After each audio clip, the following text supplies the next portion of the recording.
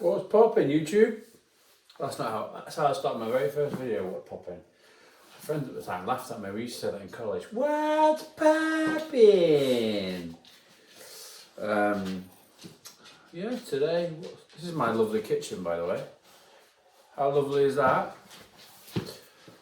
I really love it. I'm going to start cooking more. I've been cooking burgers a little bit, and what have I been doing today? I had the biggest. I've been putting pedal to the metal on decorating this place, and I've just completely. Do you look at this? I'm making a thing in the garden called Bird City for all the birds. Look, it's a swing jet of a bird, man. Look at that. That's so cool. Then you put your little peanuts in there, your bird seed. They just come and chill on the little thing. Yeah. I love birds. Birds are the coolest. And I don't mean that women, a derogatory term for women. I mean I actually really love birds. I think they're well cool. Can you see my wrestlers? You can not. I've got all my wrestlers there. This is the coolest one. Check this out.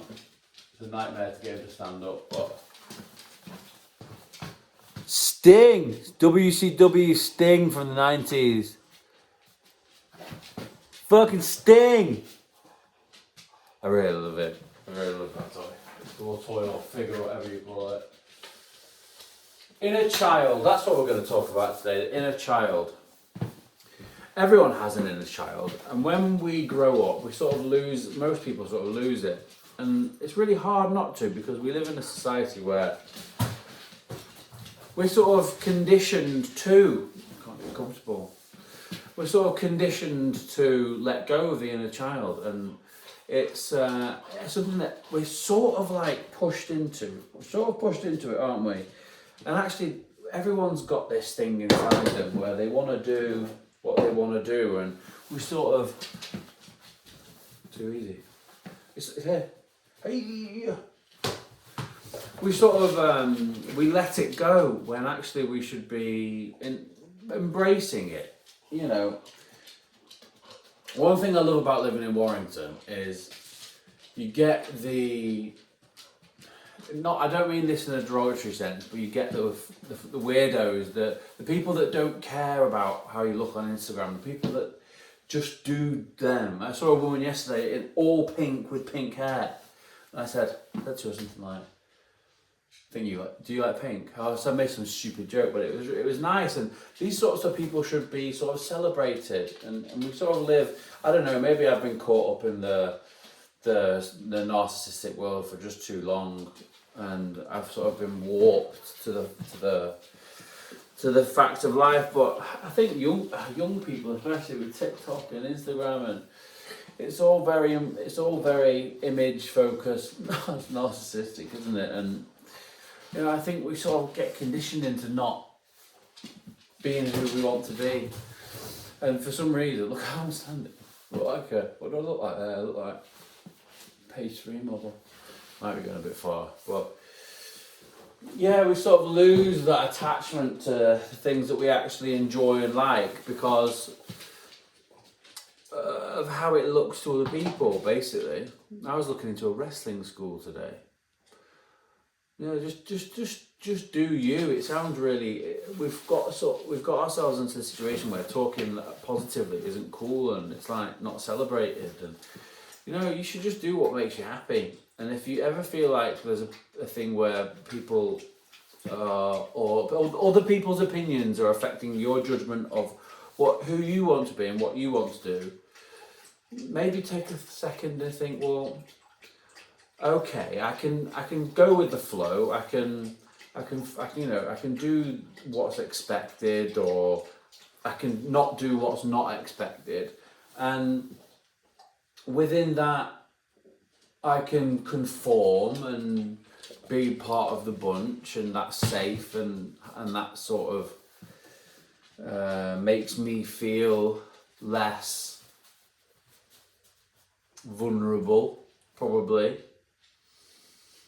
And therefore, yeah, I'm safe and I'm part of the herd and just I'm going to go with the flow.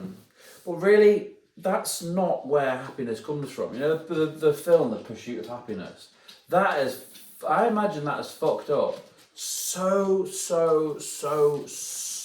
many people to the fact that you have to have money to be happy. Categorically not the case. Money can lessen certain problems that you have to deal with. Too easy. Money can lessen certain problems, but it's not the pursuit. The pursuit of films like The Pursuit of Happiness is money, and honestly, not at all true. I've been in a situation where, thank God, I've been well. The thing is, in life, you pay for everything, karmically.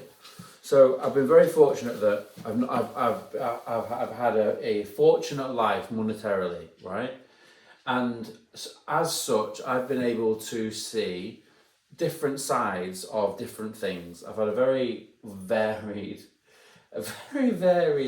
leave its wet paint, a very varied life. I've seen lots of different things. I've played football at Eton College, and I've smoked weed on a lilo living there in Ibiza and done all that kind of naughtiness. And dogs maybe in my show of thought. What I'm trying to, money doesn't make you happy. It doesn't, and it creates problems. It creates just as many problems as it solves. Everyone in life has balance. That's karma, isn't it? It's the yin and the yang. That's it. Everything is balanced. Everyone pays for everything. So I've come here and I've been, thank God, I've been put into a situation where monetarily I've been okay and I haven't had to worry. However, I've also then been put into situations where your mind would blow. Like people attaching themselves to you in a bid to take that money. Like people getting close to you in a bid to take off you. Like people coming in guises of being, and I think this is probably why famous people get with famous people, because I'm a target. I feel like a target a lot. You know, it's you're vulnerable to con artists, and if you know, I didn't have the best tools, and I had to go and learn those tools in therapy and stuff. But you know, one of the worst things that happened to me is because of being fortunate. So like, as much as it affords beautiful kitchen like this, it also affords trouble. It attracts it, and you know, I'm not trying to play the victim at all. It's what I'm trying to explain is that in life, we pay karmically for everything. Everyone is balanced. And the thing, look, I get a bit emotional.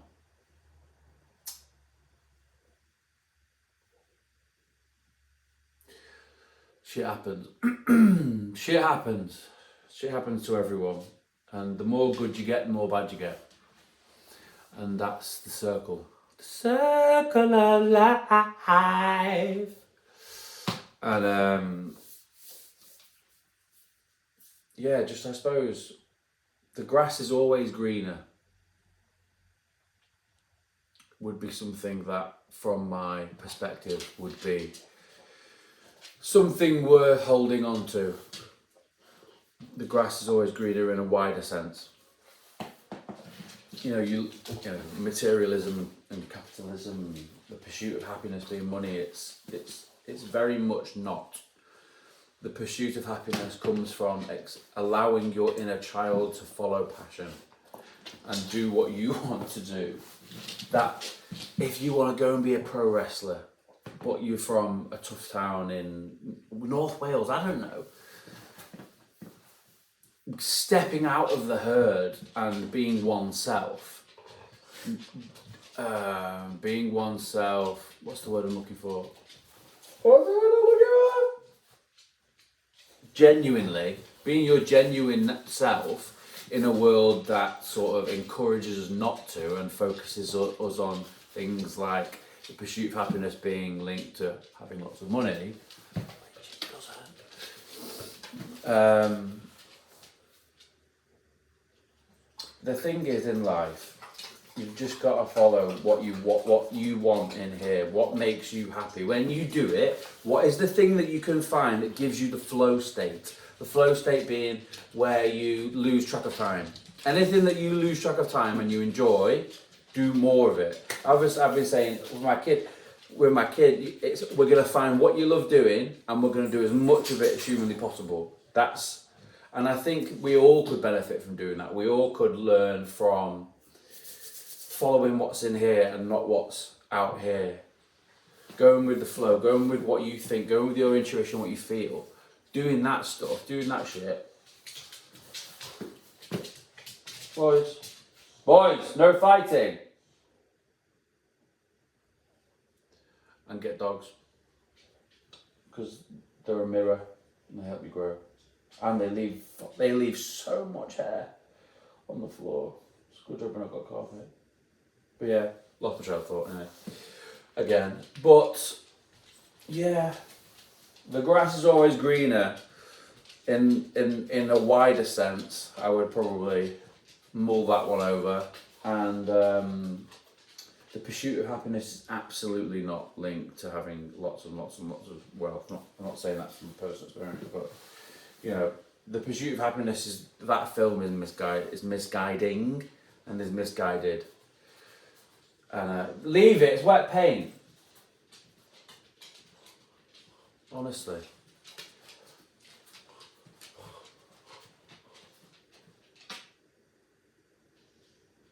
You're not being very good advocates for getting dogs now, are you? Being annoying. But it's only annoying if I let it be annoying. If I choose to let these two affect me and set me off kilter, that's my choice. I said that to a bus driver yesterday as well. He started going, man, things can only annoy us if we choose to let them annoy us. So, yes, you want my attention. That probably means the end of the video, but